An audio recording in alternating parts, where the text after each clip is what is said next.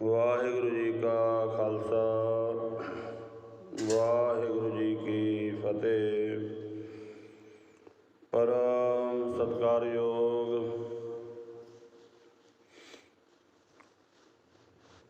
सतगुरु जी की साजी निवाजी गुरु रूप गुरु खालसा सत संगत जीओ। अज का जो पावन दिहाड़ा है, दीन दुनी दे मालक बाणी गुरु गुरु है बाणी विच बाणी अमृत सारे गुर बाणी कह सेवक जन मानै प्रतख गुरु निस्तारे। वाहो वाहो बाणी निरंकार है तिस जेवड़ अवर न कोय। वाह वाह अगम अथाओ है वाह वाह सच्चा सोए। शब्द गुर पीरा गहर गंभीरा बिन शब्द जग बहुरानंग। शब्द गुरु धन धन श्री गुरु ग्रंथ साहिब महाराज जी का पावन गुरता गुरगति पुरब है। सो आओ जिन्ना कुछ समा आपां नूं प्राप्त हो रहा है उस समय के दायरे विच रहिंदियां होइयां कुछ क विचारां दी सांझ पा के आपां फिर जो पावन बाणी दे श्री अखंड पाठ साहिब आरंभ हन भोग पाए जाने हैं। सतगुरां दी पावन बाणी नाल जुड़ के लाहे प्राप्त करने हैं। सतगुरु धन गुरु नानक देव जी महाराज सच्चे पातशाह जी श्री जपजी साहिब जी की पावन बाणी दे विच फरमान करते ने। अकाल पुरख वाहिगुरु जी ने ये सृष्टि साजी है, दुनिया की रचना की है। केवल इस दुनिया की रचना ही नहीं की बल्कि धरती होर परै होर होर तिसते भार तलै कवन जोर। होर पता नहीं किन्नियां क धरतियां वो साजियां रचना की किन्ने क ब्रह्मांड साजे गिनती नहीं। कोट ब्रह्मांड को ठाकुर स्वामी सर्व जियां का दाता रे प्रतिपालै नितसार संभालै एक गुण नी मूर्ख जाता रे। करोड़ां ही ब्रह्मंड साजे गिनती ही नहीं है अणगिणत हन। ते ये सारी रचना हुई किवें है, किस द्वारा ये रचना हुई है। श्री जपजी साहिब जी के अंदर ही महाराज जी ने दसिया है कीता पसाओ एको गवाओ तिसते होए लख दरियाओ। ये जिन्ना भी कीता पसाओ मैंने पसारा वाहिगुरु ने कीता है। एको गवाओ एक बारी वाहिगुरु बोलिया एक शब्द, उस शब्द तो ही ये सारी रचना हुई है। अज आपां शब्द गुरु धन धन श्री गुरु ग्रंथ साहिब जी का गुरता गुरगद्दी पुरब मना रहे हैं। सानू पातशाह जी ने शब्द नाल जोड़िया है। ये बड़ी बरीक रमज है। सारे ब्रह्मांड की रचना एक शब्द तो हुई है। अनक तरह का पसारा है। लखां ही दरिया चल पे सृष्टि के अंदर। सारी तरह की रचना दे ये सारा शब्द का पसारा है। शब्द की वड्डी भारी महिमा है। सारा कुछ शब्द तो ही है। इस करके सानू पातशाह जी ने डायरैक्टली तौर पर शब्द के नाल जोड़ दिता। भावें कि सारे धर्मां दे अंदर ये गल नाल सारे सहमत ने कि सारा कुछ शब्द तो ही बनिया है। पर आपां देख सकते हैं कि वो जो शब्द ऋषियां मुनियां अवतारां पैगंबरां ने दसिया ਜਾਂ ਜਿਹੜੇ ਸ਼ਬਦ ਦੀ ਉਹਨਾਂ ਨੇ ਰਚਨਾ ਕੀਤੀ ਉਹਨਾਂ ਸ਼ਬਦਾਂ ਦੇ ਵਿੱਚ ਮਿਲਾਵਟ ਹੋ ਗਈ, ਕਿਉਂਕਿ ਉਹ ਆਪਣੀ ਹਯਾਤੀ ਦੇ ਵਿੱਚ ਆਪਣੇ ਸਮੇਂ ਦੇ ਵਿੱਚ ਉਹਨਾਂ ਨੂੰ ਲਿਖਤੀ ਰੂਪ ਨਹੀਂ ਦੇ ਸਕੇ। ਬਹੁਤ ਪੈਗੰਬਰ ਅਵਤਾਰ ਆਏ, ਉਹਨਾਂ ਨੇ ਸ਼ਬਦ ਦੀ ਗੱਲ ਕੀਤੀ, ਸ਼ਬਦ ਸੁਣਾਇਆ ਵੀ, ਪਰ ਉਹ ਸ਼ਬਦ ਨੂੰ ਆਪਣੇ ਜੀਵਨ ਕਾਲ ਦੇ ਵਿੱਚ ਆਪਣੇ ਸਮੇਂ ਦੇ ਵਿੱਚ ਉਹ ਲਿਖਤੀ ਰੂਪ ਨਹੀਂ ਦੇ ਸਕੇ। ਕੇਵਲ ਤਾਂ ਕੇਵਲ ਸ਼੍ਰੀ ਗੁਰੂ ਗ੍ਰੰਥ ਸਾਹਿਬ ਜੀ ਮਹਾਰਾਜ ਐਸੇ ਗੁਰੂ ਹਨ ਜਿਨ੍ਹਾਂ ਨੂੰ ਆਪ ਸਤਿਗੁਰੂ ਜੀ ਨੇ ਜਿੱਥੇ ਬਾਣੀ ਉਚਾਰਨ ਕੀਤੀ ਹੈ, ਸ਼੍ਰੀ ਗੁਰੂ ਨਾਨਕ ਦੇਵ ਮਹਾਰਾਜ ਜੀ ਤੋਂ ਹੀ ਸ੍ਰੀ ਗੁਰੂ ਗ੍ਰੰਥ ਸਾਹਿਬ ਮਹਾਰਾਜ ਜੀ ਦਾ ਸਰੂਪ ਆਪਾਂ ਇੱਦਾਂ ਕਹਿ ਸਕਦੇ ਹਾਂ ਲਿਖਤੀ ਰੂਪ ਵਿੱਚ ਆਉਣਾ ਸ਼ੁਰੂ ਹੋ ਗਿਆ ਸੀ। ਜਿਸ ਸਮੇਂ ਸਤਿਗੁਰੂ ਗੁਰੂ ਨਾਨਕ ਦੇਵ ਜੀ ਮਹਾਰਾਜ ਮੱਕੇ ਮਦੀਨੇ ਗਏ ਹਨ, ਉੱਥੇ ਹਾਜੀਆਂ ਦੇ ਨਾਲ ਜਦੋਂ ਚਰਚਾ ਹੁੰਦੀ ਹੈ ਤਾਂ ਪੁੱਛਣ ਫੋਲ ਕਿਤਾਬ ਨੂੰ ਵੱਡਾ ਹਿੰਦੂ ਕੇ ਮੁਸਲਮਾਨ ਹੋਈ। ਸਤਿਗੁਰੂ ਜੀ ਦੇ ਕੋਲ ਇੱਕ ਪੋਥੀ ਸੀ ਜਿਹਦੇ ਵਿੱਚ ਸਤਿਗੁਰੂ ਜੀ ਆਪਣੀ ਉਚਾਰਨ ਕੀਤੀ ਹੋਈ ਬਾਣੀ ਨੂੰ ਲਿਖਤੀ ਰੂਪ ਦਿੰਦੇ ਸਨ। ਅਤੇ ਸਤਿਗੁਰੂ ਜੀ ਜਿੱਥੇ ਜਿੱਥੇ ਭਗਤਾਂ ਕੋਲ ਵੀ ਗਏ ਉਹਨਾਂ ਦੀ ਬਾਣੀ ਵੀ ਲਈ। ਅਤੇ ਉੱਥੇ ਜਦੋਂ ਸਤਿਗੁਰੂ ਜੀ ਗਏ ਅਤੇ ਉਹਨਾਂ ਨੇ ਪੁੱਛਿਆ, ਮਹਾਰਾਜ ਤੁਹਾਡੇ ਕੋਲ ਜਿਹੜੀ ਕਿਤਾਬ ਹੈ ਇਹਨੂੰ ਫੋਲ ਕੇ ਦੱਸੋ, ਵੱਡਾ ਹਿੰਦੂ ਹੈ ਕਿ ਮੁਸਲਮਾਨ ਹੈ। ਸਤਿਗੁਰੂ ਜੀ ਕਹਿੰਦੇ, ਸ਼ੁਭ ਅਮਲਾਂ ਬਾਝੋਂ ਦੋਨੋਂ ਰੋਈ। ਸ਼੍ਰੀ ਗੁਰੂ ਗ੍ਰੰਥ ਸਾਹਿਬ ਮਹਾਰਾਜ ਜੀ ਦੀ ਬਾਣੀ ਸਾਨੂੰ ਅੱਜ ਵੀ ਇਹੀ ਉਪਦੇਸ਼ ਕਰ ਰਹੀ ਹੈ ਕਿ ਜੀਵ ਤੂੰ ਰੱਬ ਦੇ ਨੇੜੇ ਵੀ ਜਾ ਸਕਦਾ ਹੈ ਅਤੇ ਰੱਬ ਤੋਂ ਦੂਰ ਹੋ ਕੇ ਦੁੱਖ ਵੀ ਪਾ ਸਕਦਾ ਹੈ। ਆਪਣੇ ਅਮਲ ਚੰਗੇ ਬਣਾ ਲੈ, ਰੱਬ ਦੇ ਨੇੜੇ ਹੋ ਜਾਵੇਂਗਾ। ਚੰਗਿਆਈਆਂ ਬੁਰਿਆਈਆਂ ਵਾਚੈ ਧਰਮ ਹਦੂਰ, ਕਰਮੀ ਆਪੋ ਆਪਣੀ ਕੇ ਨੇੜੇ ਕੇ ਦੂਰ। ਸ਼ਬਦ ਗੁਰੂ ਦੀ ਵੱਡੀ ਭਾਰੀ ਮਹਿਮਾ ਹੈ। ਦੁਨੀਆ ਦੇ ਤਮਾਮ ਗ੍ਰੰਥਾਂ ਦੀ ਹਿਸਟਰੀ ਨੂੰ ਪੜ੍ਹੋ। ਜਿਵੇਂ ਕੁਰਾਨ ਸ਼ਰੀਫ ਹੈ, ਉਹ ਮੁਹੰਮਦ ਸਾਹਿਬ ਆਪਣੀ ਹਯਾਤੀ ਵਿੱਚ ਉਹਨੂੰ ਨਹੀਂ ਲਿਖਤੀ ਰੂਪ ਦੇ ਸਕੇ। ਇਸੇ ਤਰ੍ਹਾਂ ਬਾਈਬਲ ਦਾ ਜ਼ਿਕਰ ਆਉਂਦਾ ਹੈ, ਇਸੇ ਤਰ੍ਹਾਂ ਵੇਦ ਪੁਰਾਣ ਭਾਗਵਤ ਗੀਤਾ। ਜੰਗ ਦੇ ਮੈਦਾਨ ਵਿੱਚ ਸ਼੍ਰੀ ਕ੍ਰਿਸ਼ਨ ਭਗਵਾਨ ਜੀ ਗੀਤਾ ਉਚਾਰਦੇ ਨੇ, ਪਰ ਲਿਖਤੀ ਰੂਪ ਬਹੁਤ ਸਮਾਂ ਬਾਅਦ ਵਿੱਚ ਉਹਨੂੰ ਲਿਖਤੀ ਰੂਪ ਮਿਲਦਾ ਹੈ। ਅਤੇ ਕੁਦਰਤੀ ਗੱਲ ਹੈ ਕਿ ਫਿਰ ਉਹਦੇ ਵਿੱਚ ਮਿਲਾਵਟ ਹੋਣੀ ਕੁਦਰਤੀ ਗੱਲ ਸੀ, ਕਿਉਂਕਿ ਇੰਨਾ ਸਮਾਂ ਲੰਘ ਗਿਆ। ਸਤਿਗੁਰੂ ਸ਼੍ਰੀ ਗੁਰੂ ਗ੍ਰੰਥ ਸਾਹਿਬ ਮਹਾਰਾਜ ਦੁਨੀਆ ਦੇ ਅੰਦਰ ਵਾਹਿਦ ਇੱਕ ਐਸੇ ਗ੍ਰੰਥ ਸਾਹਿਬ ਹਨ ਜਿਨ੍ਹਾਂ ਨੂੰ ਆਪ ਮਹਾਰਾਜ ਜੀ ਨੇ ਆਪਣੀ ਹਯਾਤੀ ਦੇ ਵਿੱਚ ਲਿਖਤੀ ਰੂਪ, ਜਿਵੇਂ ਮੈਂ ਬੇਨਤੀ ਕੀਤੀ ਹੈ, ਸ਼੍ਰੀ ਗੁਰੂ ਨਾਨਕ ਦੇਵ ਮਹਾਰਾਜ ਜੀ ਤੋਂ ਹੀ ਆਰੰਭਤਾ ਹੋ ਗਈ ਸੀ। ਪੋਥੀਆਂ ਦੇ ਰੂਪ ਦੇ ਵਿੱਚ ਸ਼੍ਰੀ ਗੁਰੂ ਅਰਜਨ ਦੇਵ ਜੀ ਮਹਾਰਾਜ ਜੀ ਤੱਕ ਆਉਂਦਿਆਂ ਕਈ ਪੋਥੀਆਂ, ਕਿਉਂਕਿ ਗੁਰੂ ਅੰਗਦ ਦੇਵ ਜੀ ਦੀ ਬਾਣੀ, ਗੁਰੂ ਅਮਰਦਾਸ ਜੀ ਦੀ ਬਾਣੀ, ਗੁਰੂ ਰਾਮਦਾਸ ਜੀ ਦੀ ਬਾਣੀ, ਗੁਰੂ ਅਰਜਨ ਦੇਵ ਜੀ ਦੀ ਆਪਣੀ ਬਾਣੀ, ਫਿਰ ਹੋਰ ਭਗਤਾਂ ਦੀ ਬਾਣੀ, ਭੱਟਾਂ ਦੇ ਸਵਈਏ। ਤੋ ਸ਼੍ਰੀ ਗੁਰੂ ਅਰਜਨ ਦੇਵ ਮਹਾਰਾਜ ਜੀ ਦੇ ਸਮੇਂ ਜਿਹੜੇ ਮੀਣੇ ਸਨ ਉਹ ਆਪਣੀ ਬਾਣੀ ਕੱਚੀ ਬਾਣੀ ਉਚਾਰਨ ਲੱਗ ਪਏ ਸਨ। ਉਸ ਸਮੇਂ ਫਿਰ ਸ਼੍ਰੀ ਗੁਰੂ ਅਰਜਨ ਦੇਵ ਮਹਾਰਾਜ ਜੀ ਨੇ ਸ਼੍ਰੀ ਗੁਰੂ ਗ੍ਰੰਥ ਸਾਹਿਬ ਮਹਾਰਾਜ ਜੀ ਦੀ ਸੰਪਾਦਨਾ ਕੀਤੀ। ਤਕਰੀਬਨ ਵਿਦਵਾਨਾਂ ਦਾ ਕਹਿਣਾ ਹੈ ਕਿ 3 ਸਾਲ ਦਾ ਸਮਾਂ ਲੱਗਾ, 1601 ਤੋਂ 1604 ਈਸਵੀ ਤੱਕ।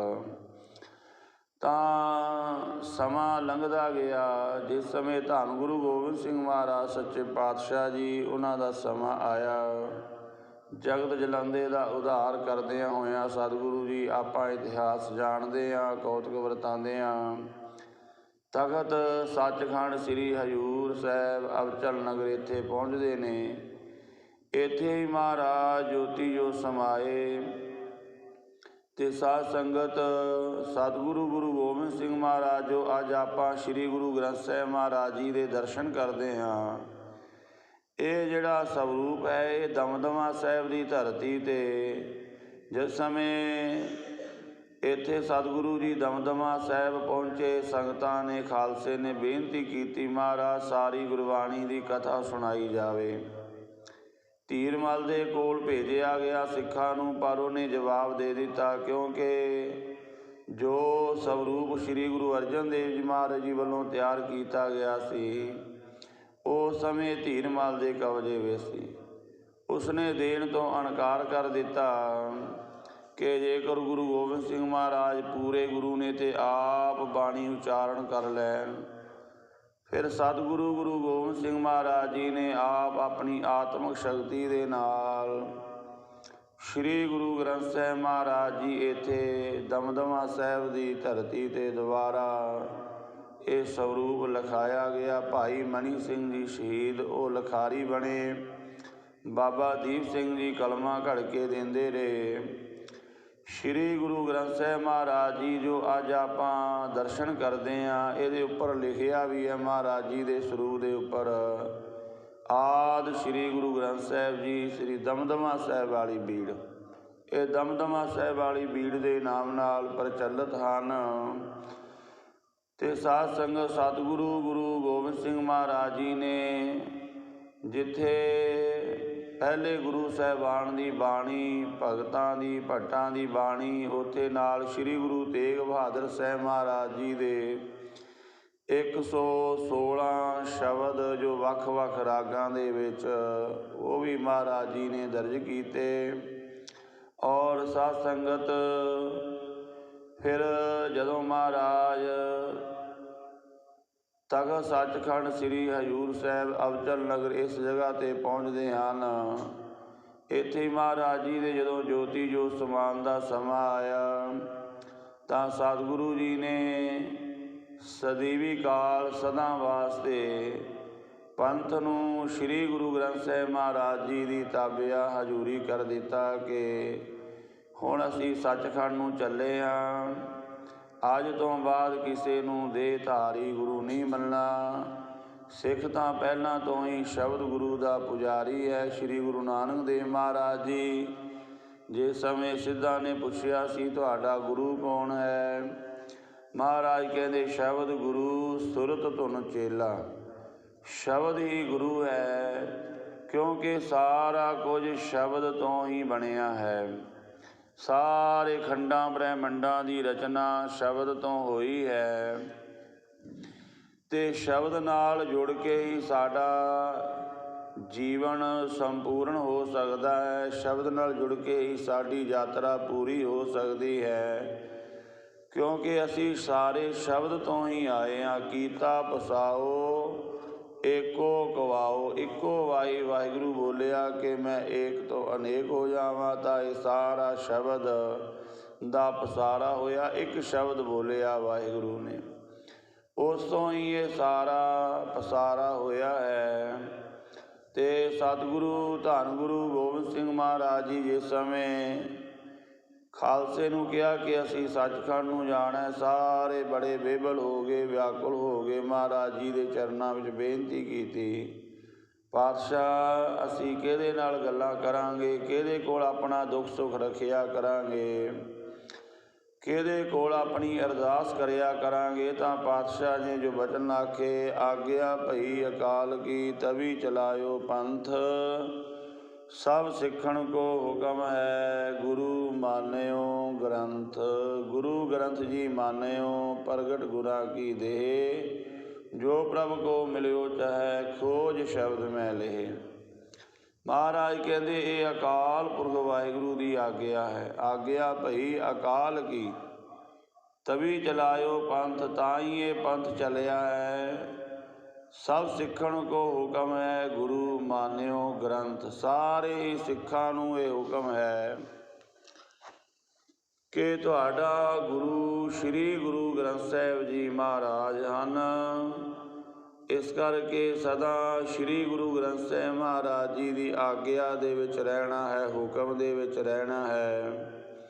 ਔਰ ਸ਼੍ਰੀ ਗੁਰੂ ਗ੍ਰੰਥ ਸਾਹਿਬ ਮਹਾਰਾਜ ਜੀ ਨੂੰ ਪ੍ਰਗਟ ਗੁਰਾਂ ਦੀ ਦੇਹ ਕਰਕੇ ਮੰਨਣਾ ਹੈ। ਇਸ ਕਰਕੇ ਆਪਾਂ ਵੇਖਦੇ ਹਾਂ ਸੰਸਾਰ ਦੇ ਵਿੱਚ ਹੋਰ ਵੀ ਧਾਰਮਿਕ ਗ੍ਰੰਥ ਹਨ, ਬੇਅੰਤ ਸਾਰੇ ਸਤਿਕਾਰਯੋਗ ਹਨ, ਪੂਜਨੀਕ ਹਨ, ਪਰ ਕਿਸੇ ਵੀ ਗ੍ਰੰਥ ਨੂੰ ਉਹ ਸਤਿਕਾਰ ਪ੍ਰਾਪਤ ਨਹੀਂ ਹੋਇਆ ਜੋ ਸ੍ਰੀ ਗੁਰੂ ਗ੍ਰੰਥ ਸਾਹਿਬ ਮਹਾਰਾਜ ਜੀ ਨੂੰ ਹੈ।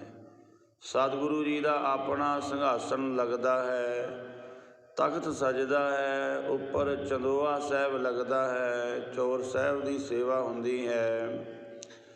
ਦੇਖੋ ਬਹੁਤ ਗ੍ਰੰਥ ਹਨ, ਸਾਰੇ ਪੂਜਨੀਕ ਹਨ, ਪਰ ਕਿਸੇ ਵੀ ਗ੍ਰੰਥ ਨੂੰ ਇਹ ਸਤਿਕਾਰ, ਇਹ ਰੁਤਬਾ, ਇਹ ਮੁਰਾਦਬਾ ਪ੍ਰਾਪਤ ਨਹੀਂ ਹੈ, ਕਿਉਂਕਿ ਜਿਹੜੀ ਬਾਣੀ ਹੈ ਇਹਦੇ ਵਿੱਚ ਮਿਲਾਵਟ ਕੋਈ ਨਹੀਂ ਹੈ, ਸ਼ੁੱਧ ਸਰੂਪ ਹੈ। ਵਾਹੋ ਵਾਹੋ ਬਾਣੀ ਨਿਰੰਕਾਰ ਹੈ, ਤਿਸ ਜੇਵੜ ਅਵਰ ਨਾ ਕੋਏ, ਵਾਹੋ ਵਾਹੋ ਅਗਮ ਅਥਾਓ ਹੈ, ਵਾਹੋ ਵਾਹੋ ਸੱਚਾ ਸੋਏ। ਪਰ ਗੁਰਮੁਖੋ ਅੱਜ ਸ੍ਰੀ ਗੁਰੂ ਗ੍ਰੰਥ ਸਾਹਿਬ ਮਹਾਰਾਜ ਜੀ ਦਾ ਗੁਰਤਾ ਗੁਰਗੱਦੀ ਪੁਰਬ ਆਪਾਂ ਮਨਾ ਰਹੇ ਹਾਂ।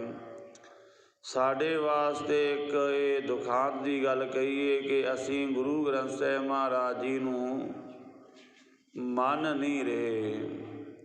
ਮੰਗ ਤਾਂ ਰਹੇ ਹਾਂ ਗੁਰੂ ਗ੍ਰੰਥ ਸਾਹਿਬ ਦੇ ਕੋਲੋਂ ਵੀ ਸਾਨੂੰ ਇਹ ਕੁਝ ਦੇ ਦਿਓ, ਇਹ ਕੁਝ ਦੇ ਦਿਓ, ਪਰ ਮੰਨ ਨਹੀਂ ਰਹੇ ਗੁਰੂ ਗ੍ਰੰਥ ਸਾਹਿਬ ਮਹਾਰਾਜ ਜੀ ਵੀ। ਦਾਤਾਂ ਮੰਗ ਰਹੇ ਹਾਂ ਪਰ ਦਾਤੇ ਨੂੰ ਨਹੀਂ ਮੰਨਦੇ।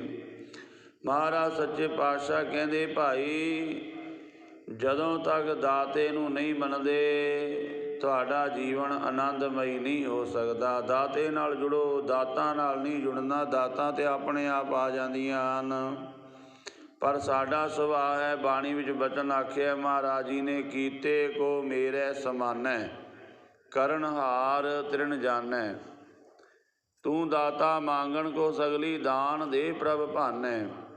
ਵਾਹਿਗੁਰੂ ਦੇ ਬਣਾਏ ਹੋਏ ਨੂੰ ਤਾਂ ਆਪਾਂ ਸਮੇਰ ਪਰਬਤ ਦੀ ਤਰ੍ਹਾਂ ਵੱਡਾ ਕਰਕੇ ਮੰਨਦੇ ਹਾਂ। ਕੀਤੇ ਕੋ ਮੇਰੇ ਸਮਾਨੈ ਕਰਨਹਾਰ ਤ੍ਰਿਣ ਜਾਣੈ, ਜਿਹੜਾ ਕਰਨ ਵਾਲਾ ਉਹਨੂੰ ਕੱਖ ਦੀ ਤਰ੍ਹਾਂ, ਭਾਵ ਕੁਝ ਵੀ ਨਹੀਂ ਜਾਣਦੇ। ਗੁਰੂ ਗ੍ਰੰਥ ਸਾਹਿਬ ਮਹਾਰਾਜ ਜੀ ਦੇ ਆਪਾਂ ਲੜ ਲੱਗ ਜਾਈਏ, ਗੁਰਬਾਣੀ ਨਾਲ ਜੁੜ ਜਾਈਏ, ਕੁਝ ਵੀ ਮੰਗਣ ਦੀ ਲੋੜ ਨਹੀਂ ਰਹੇਗੀ। ਭਾਈ ਸਾਹਿਬ ਭਾਈ ਗੁਰਦਾਸ ਜੀ ਨੇ ਗੁਰਬਾਣੀ ਦੀ ਮਹਿਮਾ ਦੇ ਵਿੱਚ ਬਚਨ ਆਖੇ ਨੇ, 2 ਕਵਿੱਤ, ਉਹ ਮੈਂ ਆਪ ਜੀ ਨਾਲ ਸਾਂਝੇ ਕਰਕੇ ਸਮਾਪਤੀ ਕਰਾਂਗਾ। ਸਮਾਂ ਹੋ ਗਿਆ ਸਮਾਪਤੀ ਦਾ। ਭਾਈ ਗੁਰਦਾਸ ਜੀ ਲਿਖਦੇ ਨੇ, ਜੈਸੇ ਹੀਰਾ ਹਾਥ ਮੇ ਤਨਕ ਸੋ ਦਿਖਾਈ ਦੇਤ, ਮੋਲ ਕੀਏ ਦਮਕਣ ਭਰਤ ਭੰਡਾਰ ਜੀ।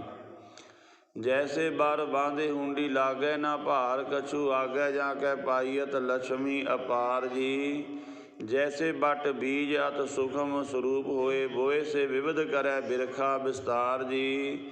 ਤੈਸੇ ਗੁਰ ਬਚਨ ਸਚਣ ਗੁਰ ਸਿੱਖਣ, ਮੈਂ ਜਾਨੀਅਤ ਮਹਾਤਮ ਗਏ ਹਰ ਦੁਆਰ ਜੀ। ਭਾਈ ਗੁਰਦਾਸ ਜੀ ਨੇ 3 ਪ੍ਰਮਾਣ ਦਿੱਤੇ ਨੇ। ਕਹਿੰਦੇ ਜਿਵੇਂ ਹੀਰਾ ਬਿਲਕੁਲ ਛੋਟਾ ਜਿਹਾ ਹੁੰਦਾ ਹੈ, ਪਰ ਉਸ ਹੀਰੇ ਨੂੰ ਜਦੋਂ ਆਪਾਂ ਜੋਰੀਆਂ ਕੋਲ ਲੈ ਕੇ ਜਾਂਦੇ ਹਾਂ ਤੇ ਕਿੰਨਾ ਪੈਸਾ ਮਿਲ ਜਾਂਦਾ ਹੈ, ਕਿੰਨੀ ਕੀਮਤ ਹੁੰਦੀ ਹੈ। ਲੱਗਦਾ ਛੋਟਾ ਜਿਹਾ, ਪਰ ਉਹ ਕਿੰਨੀ ਕੀਮਤ ਹੁੰਦੀ ਉਹਦੀ। ਜਿਵੇਂ ਆਪਾਂ ਅੱਜ ਕੱਲ੍ਹ ਚੈੱਕ ਭਰ ਕੇ ਦਿੱਤੇ ਜਾਂਦੇ ਨੇ, ਪਹਿਲਾਂ ਹੁੰਡੀ ਲਿਖੀ ਜਾਂਦੀ ਸੀ।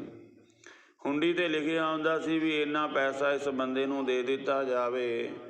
ਉਹ ਅੱਗੇ ਜਾ ਕੇ ਹੁੰਡੀ ਜਦੋਂ ਦਿਖਾਈ ਜਾਂਦੀ ਸੀ ਅਤੇ ਪੈਸਾ ਜਿਹੜਾ ਝੋਲਾ ਪੈਸਿਆਂ ਨਾਲ ਭਰ ਜਾਂਦਾ ਸੀ। ਹੁੰਡੀ ਤਾਂ ਜੇਬ ਵਿੱਚ ਹੀ ਪਾ ਕੇ ਜਾਂ ਪੱਗ ਦੇ ਵਿੱਚ ਹੀ ਟੰਗ ਕੇ ਲੈ ਜਾਂਦੇ ਸੀ, ਪਰ ਪੈਸਾ ਨਾਲ ਝੋਲਾ ਭਰ ਜਾਂਦਾ ਸੀ, ਭਾਰ ਨਹੀਂ ਸੀ ਲੱਗਦਾ। ਜੈਸੇ ਬਰ ਬਾਂਧੇ ਹੁੰਡੀ ਲਾਗੈ ਨਾ ਭਾਰ ਕਛੂ ਆਗੈ ਜਾਂ ਕੇ ਪਾਈਅਤ ਲਛਮੀ ਅਪਾਰ ਜੀ। ਜਿਵੇਂ ਅੱਜ ਕੱਲ੍ਹ ਆਪਾਂ ਚੈੱਕ ਜੇਬ ਵਿੱਚ ਪਾ ਕੇ ਲੈ ਜਾਈਏ 20-50 ਲੱਖ ਦਾ, ਜਦੋਂ ਉਹਨੂੰ ਕੈਸ਼ ਕਰਾਵਾਂਗੇ ਕਿੰਨੇ ਪੈਸੇ ਹੋ ਜਾਂਦੇ ਨੇ।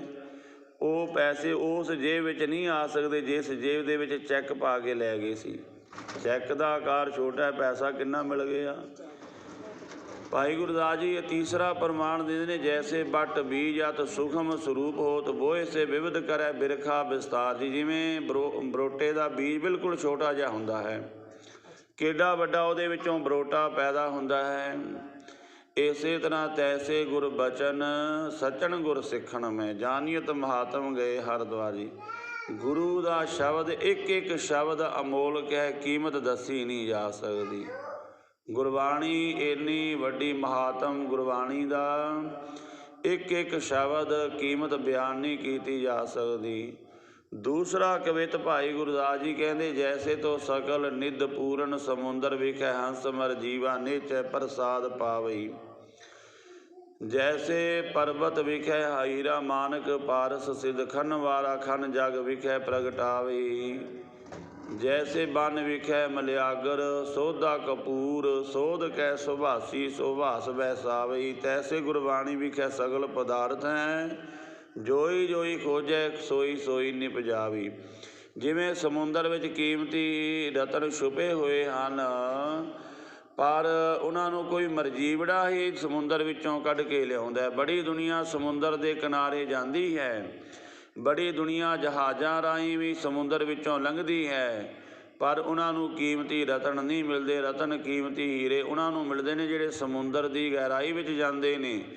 ਇਸੇ ਤਰ੍ਹਾਂ ਗੁਰੂ ਗ੍ਰੰਥ ਸਾਹਿਬ ਜੀ ਨੂੰ ਮੱਥਾ ਬੜੀ ਦੁਨੀਆ ਟੇਕਦੀ ਹੈ, ਬੜੀ ਦੁਨੀਆ ਆਉਂਦੀ ਹੈ, ਕੋਲੋਂ ਲੰਘ ਲੰਘ ਜਾਂਦੀ ਹੈ, ਪਰ ਕੀਮਤੀ ਦੌਲਤਾਂ ਰਹਿਮਤਾਂ ਬਖਸ਼ਿਸ਼ਾਂ ਉਹਨੂੰ ਮਿਲਦੀਆਂ ਨੇ ਜਿਹੜਾ ਸ਼ਬਦ ਦਾ ਅਭਿਆਸ ਕਰਦਾ ਹੈ, ਜਿਹੜਾ ਸ਼ਬਦ ਦੀ ਗਹਿਰਾਈ ਦੇ ਵਿੱਚ ਜਾਂਦਾ ਹੈ।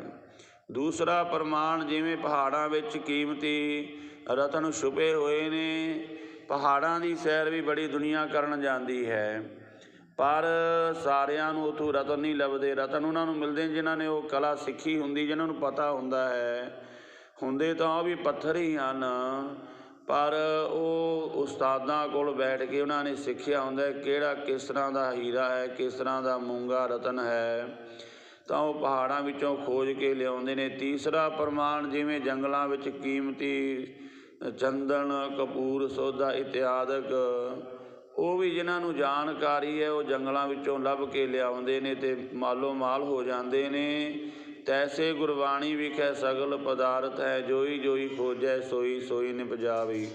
ਇਸੇ ਤਰ੍ਹਾਂ ਗੁਰਮੁਖੋ ਗੁਰਬਾਣੀ ਵਿੱਚ ਸਾਰੇ ਹੀ ਪਦਾਰਥ ਨੇ, ਐਸੀ ਕੋਈ ਦਾਤ ਨਹੀਂ। ਤੁਹਾਨੂੰ ਕੋਈ ਰੋਗ ਤਕਲੀਫ ਹੈ, ਕਿਸੇ ਵੀ ਤਰ੍ਹਾਂ ਦਾ ਕੋਈ ਕਾਰਜ ਹੈ, ਉਹ ਰਾਸ ਹੋ ਜਾਵੇਗਾ, ਪਰ ਸਾਨੂੰ ਓਨੀ ਦ੍ਰਿੜਤਾ ਨਾਲ ਬਾਣੀ ਪੜ੍ਹਨੀ ਪਵੇਗੀ, ਲਗਾਤਾਰ ਬਾਣੀ ਦਾ ਅਭਿਆਸ ਕਰਨਾ ਪਵੇਗਾ। ਆਪਾਂ ਵੇਖਦੇ ਹਾਂ ਕੋਈ ਬੱਚਾ ਇੱਕ ਦਿਨ ਜਾਂ 10 ਦਿਨ ਜਾ ਕੇ ਸਕੂਲ ਵਿੱਚ ਡਾਕਟਰ ਨਹੀਂ ਬਣ ਜਾਂਦਾ, ਉਹ 12-15 ਸਾਲ ਉਹਨੂੰ ਕਮ ਸੇ ਕਮ ਪੜ੍ਹਾਈ ਕਰਦਾ ਹੈ ਜਾ ਕੇ, ਫਿਰ ਕੋਈ ਮੁਰਾਤਬਾ ਪ੍ਰਾਪਤ ਹੁੰਦਾ ਹੈ। 20-20 ਸਾਲ ਬੱਚਿਆਂ ਦੀ ਪੜ੍ਹਾਈ ਲੱਗ ਜਾਂਦੀ, 20-20 ਸਾਲ ਪੜ੍ਹਦੇ ਨੇ, ਦਿਨ ਰਾਤ ਇੱਕ ਕਰਦੇ ਨੇ, ਤਾਂ ਜਾ ਕੇ ਕੋਈ ਮਾਮੂਲੀ ਡਾਕਟਰ ਬਣਦਾ ਹੈ। ਇੱਥੇ ਤਾਂ ਜਿਹੜਾ ਬਾਣੀ ਦਾ ਅਭਿਆਸ ਕਰ ਲਵੇ ਉਹ ਡਾਕਟਰਾਂ ਦਾ ਡਾਕਟਰ, ਵੈਦਾਂ ਦਾ ਵੈਦ, ਪ੍ਰੋਫੈਸਰਾਂ ਦਾ ਪ੍ਰੋਫੈਸਰ, ਉਹਦੇ ਬਰਾਬਰ ਤਾਂ ਕੋਈ ਆ ਹੀ ਨਹੀਂ ਸਕਦਾ। ਮਹਾਰਾਜ ਬਾਣੀ ਵਿੱਚ ਕਹਿਤਾ, ਪੰਡਤ ਸੂਰ ਛਤਰਪਤ ਰਾਜਾ ਭਗਤ ਬਰਾਬਰ ਔਰ ਨਾ ਕੋਈ। ਇੰਨਾ ਵੱਡਾ ਗੁਰਬਾਣੀ ਦਾ ਭਾਰੀ ਮਹਾਤਮ ਹੈ। ਦੁਖਾਂਤ ਇਸ ਗੱਲ ਦਾ ਹੈ ਕਿ ਆਪਾਂ ਗੁਰਬਾਣੀ ਨੂੰ ਕਮਾ ਨਹੀਂ ਰਹੇ ਆਪਣੇ ਜੀਵਨ ਦੇ ਵਿੱਚ। ਸੋ ਅੱਜ ਗੁਰੂ ਪਾਤਸ਼ਾਹ ਜੀ ਦਾ ਗੁਰਤਾ ਗੁਰਗੱਦੀ ਪੁਰਬ ਆਪਾਂ ਮਨਾ ਰਹੇ ਹਾਂ। ਧੰਨ ਗੁਰੂ ਗੋਬਿੰਦ ਸਿੰਘ ਮਹਾਰਾਜ ਜੀ ਨੇ ਅੱਜ ਦੇ ਦਿਨ ਗੁਰਤਾ ਗੁਰਗੱਦੀ ਦਿੱਤੀ ਅਤੇ ਆਖਿਆ ਸੀ, ਤੁਸੀਂ ਰੱਬ ਨੂੰ ਵੀ ਮਿਲਣਾ ਹੈ, ਜੰਗਲਾਂ ਵਿੱਚ ਜਾਣ ਦੀ ਲੋੜ ਨਹੀਂ, ਜੋ ਪ੍ਰਭ ਕੋ ਮਿਲਿਓ ਚਾਹੇ ਖੋਜ ਸ਼ਬਦ ਮੈਂ ਲੇ। ਸ਼ਬਦ ਨੂੰ ਖੋਜੇ, ਸ਼ਬਦ ਨੂੰ ਪੜ੍ਹੇ, ਵਿਚਾਰੇ ਖਾਲਸਾ, ਅਤੇ ਰੱਬ ਵਿੱਚੋਂ ਹੀ ਮਿਲ ਜਾਵੇਗਾ। ਬਾਹਰ ਭਟਕਣ ਦੀ ਲੋੜ ਨਹੀਂ। ਜਿਸ ਵਾਸਤੇ ਸਾਨੂੰ ਮਨੁੱਖਾ ਜੀਵਨ ਮਿਲਿਆ ਹੈ, ਉਹ ਜੀਵਨ ਦੀ ਯਾਤਰਾ ਸਫਲ ਹੋ ਜਾਵੇਗੀ ਜੇ ਆਪਾਂ ਸ਼ਬਦ ਗੁਰੂ ਨਾਲ ਜੁੜਦੇ ਹਾਂ। ਸੋ ਸਾਧ ਸੰਗਤ, ਧੰਨ ਧੰਨ ਸ਼੍ਰੀ ਗੁਰੂ ਗ੍ਰੰਥ ਸਾਹਿਬ ਮਹਾਰਾਜ ਜੀ ਦੇ ਪਾਵਨ ਗੁਰਤਾ ਗੁਰਗੱਦੀ ਪੁਰਬ ਦੀਆਂ ਆਪ ਸੰਗਤਾਂ ਨੂੰ ਲੱਖ ਲੱਖ ਵਧਾਈਆਂ ਹੋਣ। ਰਾਤ ਨੂੰ ਵੀ ਵਿਸ਼ੇਸ਼ ਤੌਰ 'ਤੇ ਦੀਵਾਨ ਸਜਣੇ ਨੇ, ਆਪ ਜੀ ਨੇ ਹਾਜ਼ਰੀਆਂ ਭਰਨੀਆਂ। ਸੋ ਗੁਰਮੁਖੋ, ਆਪਾਂ ਆਪ ਬਾਣੀ ਪੜ੍ਹਿਆ ਕਰੋ। ਭਾਵੇਂ ਜੇ ਬਹੁਤੀ ਬਾਣੀ ਜਿਹਨਾਂ ਨੂੰ ਨਹੀਂ ਪੜ੍ਹਨੀ ਆਉਂਦੀ, ਮੂਲ ਮੰਤਰ ਦਾ ਹੀ ਅਭਿਆਸ ਕਰ ਲਓ 2-4 ਘੰਟੇ ਲਗਾਤਾਰ ਆਪਣੇ ਜੀਵਨ ਦੇ ਵਿੱਚ। ਰੋਜ਼ ਦਾ ਇੱਕ ਇੱਕ ਸ਼ਬਦ ਦੇ ਵਿੱਚ ਬਸ ਬੇਅੰਤ ਦਾਤਾਂ ਰਹਿਮਤਾਂ ਭਰੀਆਂ ਨੇ ਜੋ ਬਿਆਨ ਨਹੀਂ ਕੀਤੀਆਂ ਜਾ ਸਕਦੀਆਂ। ਗੁਰੂ ਅਰਜਨ ਦੇਵ ਜੀ ਮਹਾਰਾਜ ਕਹਿੰਦੇ, ਹਮ ਧਨਵੰਤ ਭਾਗਤ ਸਚ ਨਾਏ, ਹਰ ਗੁਣ ਗਾਵੇ ਸਹਿਜ ਸੁਭਾਏ, ਪੀਊ ਦਾਦੇ ਕਾ ਖੋਲ ਡਿੱਠਾ ਖਜ਼ਾਨਾ, ਤਾਂ ਮੇਰੇ ਮਨ ਭਿਆ ਨਿਧਾਨਾ। ਰਤਨ ਲਾਲ ਜਾਂ ਕਾ ਕਛੂ ਨਾ ਮੋਲ, ਭਰੇ ਭੰਡਾਰ ਅਖੂਟ ਅਤੋਲ। ਖਾਵੇ ਖਰਚੈ ਰਲ ਮਿਲ ਭਾਈ, ਟੋਟ ਨਾ ਆਵੈ ਵਧਦੋ ਜਾਈ। ਕਹੋ ਨਾਨਕ ਜਿਸ ਮਸਤਕ ਲੇਖ ਲਿਖਾਏ, ਸੋ ਏਤ ਖਜ਼ਾਨੇ ਲਿਆ ਰਲਾਏ। ਆਪ ਜੀ ਸਾਧ ਸੰਗਤ ਬਾਣੀ ਨਾਲ ਜੁੜੋ। ਸਤਿਗੁਰੂ ਜੀ ਮਿਹਰਾਮਤ ਕਰਨ, ਅਸੀਂ ਬਾਣੀ ਨਾਲ ਜੁੜ ਕੇ ਲਾਹਾ ਲੈ ਸਕੀਏ। ਹੋਈਆਂ ਭੁੱਲਾਂ ਦੀ ਖਿਮਾ। ਸੋ ਆਓ ਸ਼੍ਰੀ ਅਖੰਡ ਪਾਠ ਸਾਹਿਬ ਜੀ ਦੇ ਭੋਗ ਸ਼ੁਰੂ ਹੋ ਰਹੇ ਹਨ। ਬਾਣੀ ਸਰਵਣ ਕਰਕੇ ਲਾਹਾ ਲਈਏ। ਫਤਿਹ ਬੁਲਾਓ, ਆਖੋ ਜੀ ਵਾਹਿਗੁਰੂ ਜੀ ਕਾ ਖਾਲਸਾ, ਵਾਹਿਗੁਰੂ ਜੀ ਕੀ ਫਤਿਹ।